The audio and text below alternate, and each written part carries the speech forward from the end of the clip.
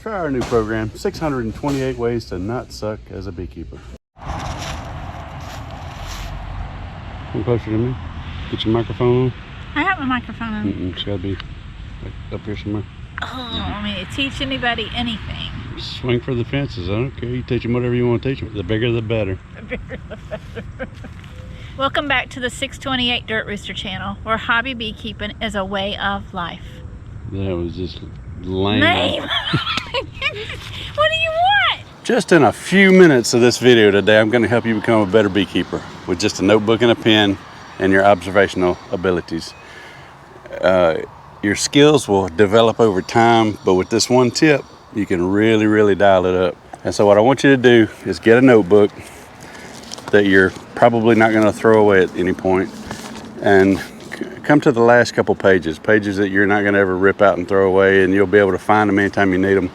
Just make you a little list. I'll show you this up close in a little bit. My notes won't help you, yours won't help me unless you live within a couple miles of me, and I'll tell you why in just a little bit. So I note the plant, the start date of the bloom, the stop date of the bloom, and whether or not it's beneficial to my bees.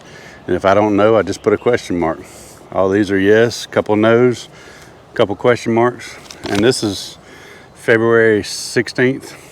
That's what's in bloom within 100 yards of my property. And I just saw another little plant across the street I got to go identify. But all this helps me to know when to work my bees and what to do with them. And so as I'm talking to you, you're hanging on a red maple tree right now. If you don't know what a red maple tree is, the blooms are all red. They're bright red and they stand out really well against a wooded background. And so they're easy to spot. And they're our first big marker of the year.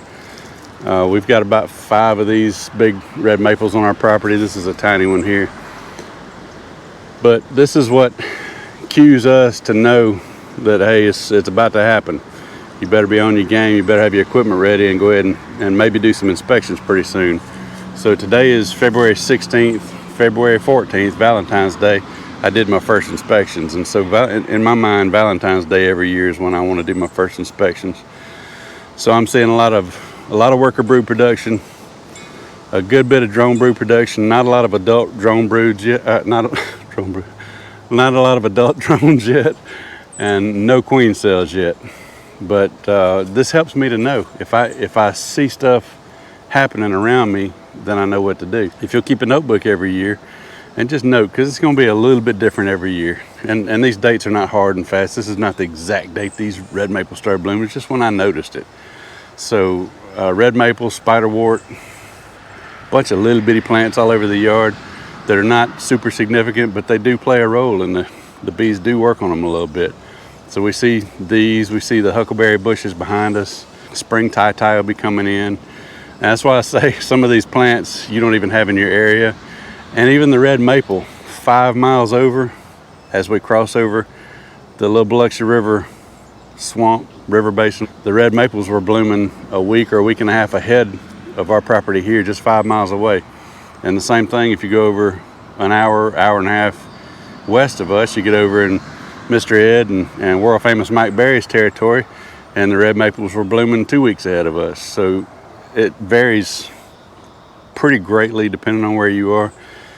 2 weeks doesn't sound like much, but 2 weeks is a lot when you're trying to time queen cells and time splits and time all these things. So if you'll keep track of plants and know what to look for, the world will tell you when to work your bees. So like summertime, our major flow, I mean, we get privet hedge and things like that bloom early on, but our major flow for Mississippi, or for South Mississippi, is Chinese tallow.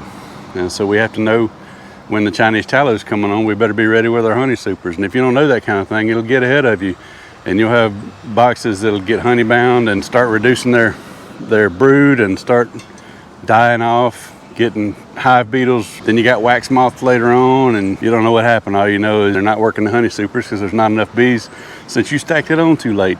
So many scenarios out there. So back in the day, we would go to the encyclopedia and look up plants. These days, we got smartphones and we got apps.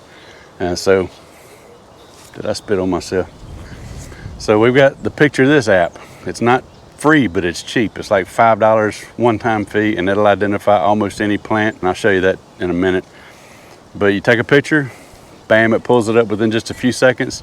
And I've only ever had it misidentify a plant one time, and I think it was probably in a bramble of a bunch of other plants, and it just couldn't decide which one I wanted to identify. So there's my tip for you to become a better beekeeper, is learn how to recognize the plants in your area and what your bees benefit from or what they don't benefit from, and how to work your timing. So there's my tip for you. Learn to identify the plants in your area, what your bees love, what your bees hate, what'll kill your bees or what'll benefit your bees, and use that to time your work. Be a better beekeeper, y'all. 628 Dirt Rooster, out.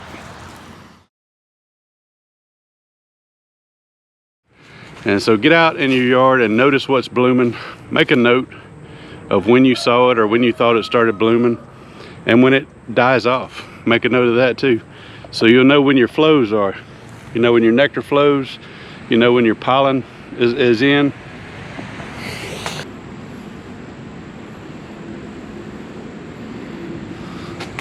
Come out here and lean on my chicken. Welcome back to the 628 Dirt Rooster channel. You are mouthing it and you don't even know it. No, I was trying to blow that fly. There was a fly by your mouth. I'm doing it and you're going. Welcome back to the 628 Dirt Rooster channel. We're hobby beekeeping. You're doing it. No, you said channer. Channel. You said channer. I did not. You're okay. Give me that microphone and my camera. I'll do it myself. Welcome back to the 628 Dirt Rooster channel, where hobby beekeeping is a way of life. Do you suck as a YouTuber? I can't help you there because I do too. If you have plants in your area that you know not to be beneficial to bees, don't fail to note those in your notebook just because you know that they're no good. For instance, we have Carolina jasmine and azaleas around here. Both of those are known to be toxic to honeybees. You don't ever see honeybees on azaleas.